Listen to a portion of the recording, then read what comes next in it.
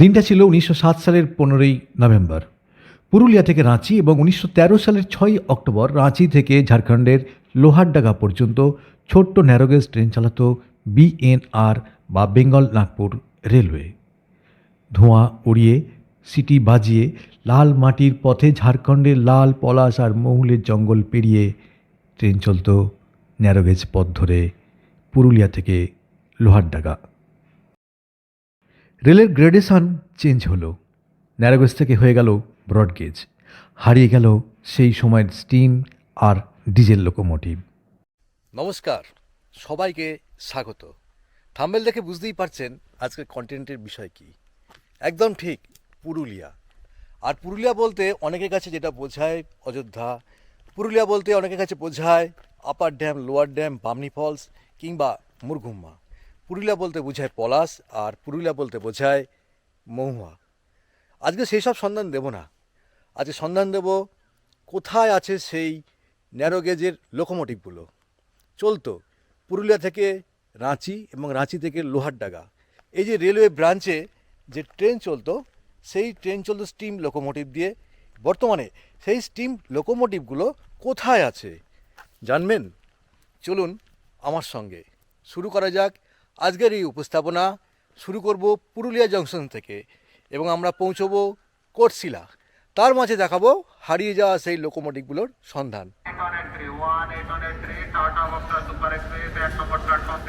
সামনেই south eastern রেলের গুরুত্বপূর্ণ রেল স্টেশন পুরুলিয়া জংশন, আর আমি আছি ঠিক পুরুলিয়া জংশনের ঠিক বাইরে। ইতিহাসের পাতা থেকে জানা যায় 1833 সালে গঠিত হয় মানভূম জেলা।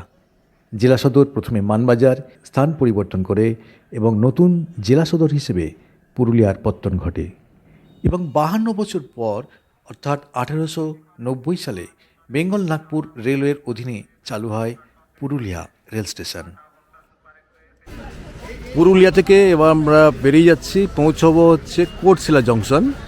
আর মাঝে কিছু স্টেশন ছিল, সেটাও আমরা কভার করার চেষ্টা করব। ন্যারোগেজের হিস্ট্রি শুরু হলো এখান থেকে। বিএনআর বা বেঙ্গল নাগপুর রেলওয়ে পরিচালনায় পুরুলিয়া থেকে রাঁচি এবং রাঁচি থেকে লোহারডাঙ্গা এই 120 মাইল ন্যারোগেজ চালু হয় 1907 সাল থেকে 1913 সালের মধ্যে।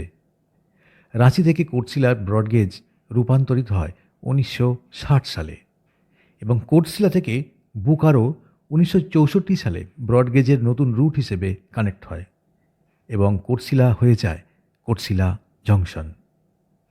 বার্ত থেকে গেল পুরুলিয়া কোটশিলা ন্যারোগেজ, আর এখানেই শুরু হলো এক নতুন লড়াই, যার প্রভাব গিয়ে পড়েছিল সাধারণ জনজীবনে। এরপর বিস্তর দরবার কেন্দ্রের কাছে, কখনো রাজ্যের পক্ষ থেকে, কখনো স্থানীয় নাগরিকদের পক্ষ থেকে। আর একজন মহান মানুষের উদ্যোগ কিন্তু কম নয়।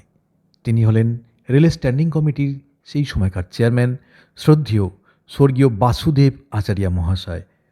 পুরুলিয়ার প্রাকৃতিক সৌন্দর্য দেখা, সাথে মহুয়া ফুল আর আদিবাসী সমাজের মেলবন্ধন, এই দেখতে দেখতে আমরা পৌঁছে গিয়েছিলাম পবিত্র তীর্থভূমি চিড়কা, যেখানে অবস্থান করছেন স্বয়ং দেবাদিদেব মহাদেব, আর তাকে ঘিরেই রেল স্টেশন গৌরীনাথ ধাম। পুরুলিয়া ছেড়ে কোটশিলা, আর এই কোটশিলার মধ্যে বেশ কিছু স্টেশন ছিল। এই হচ্ছে গৌরীনাথ ধাম স্টেশন। স্টেশনের আউটারে আমরা দাঁড়িয়ে আছি, পিছনে মানে মালগাড়ির শান্টিং হয়ে আছে। ট্রেন টাইম টেবিল এখানে কিছু মেমু চলে, কিছু ইন্টারসিটি চলে, যেগুলো হচ্ছে রাঁচি যায় যে ট্রেনগুলো, সেই ট্রেনগুলো কিন্তু চলে এখান দিয়ে। 2021 সালে হয়েছিল ডবল লাইন, এবং তার আগে কিন্তু ছিল সিঙ্গেল লাইন, যে কারণে ট্রেন চলাচলের সমস্যা থাকতো। দেখা হলো গৌরীনাথ ধাম। এবার আমরা এগোবো পরের স্টেশন চাষ। কোনো খবর, ট্রেনে কোনো খবর হচ্ছে?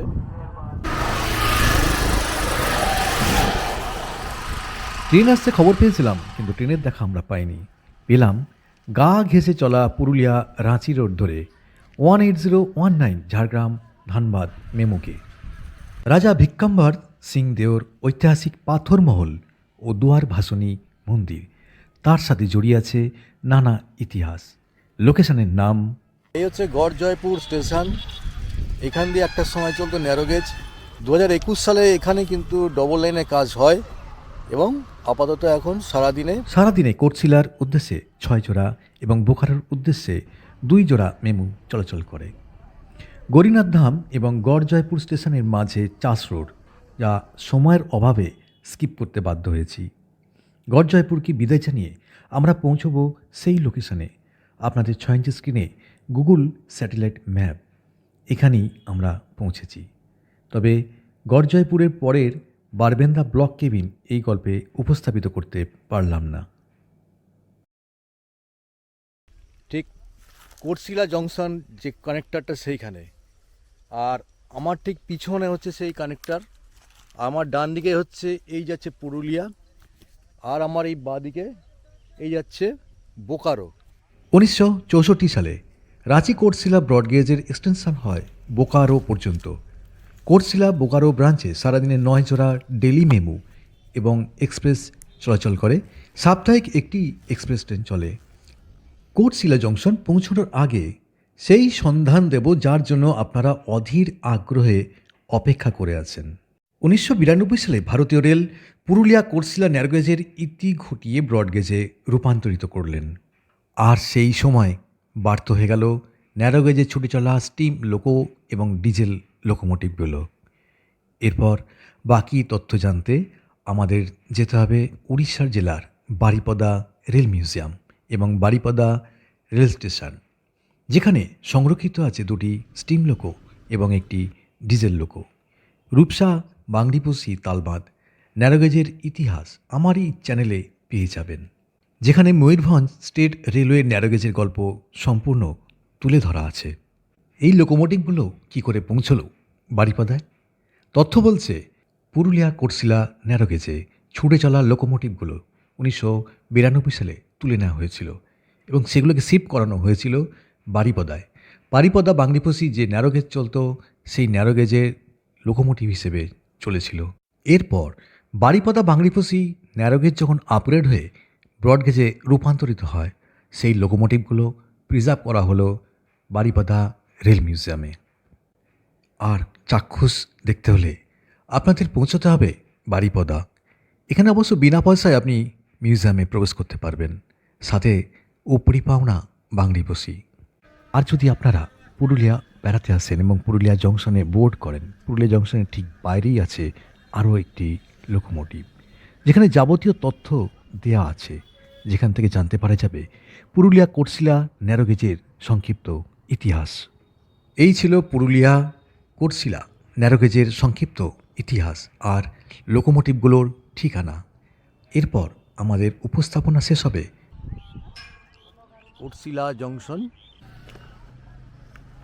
ধানবাদ, আলেপ্পি, কোটশিলা জংশন ছেড়ে যাচ্ছে।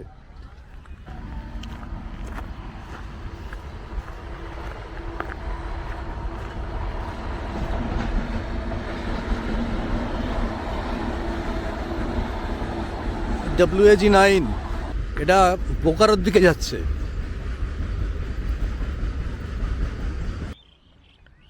আর ওই দূরে ভাগ হচ্ছে একটা বোকারো আর একটা পুরুলিয়া।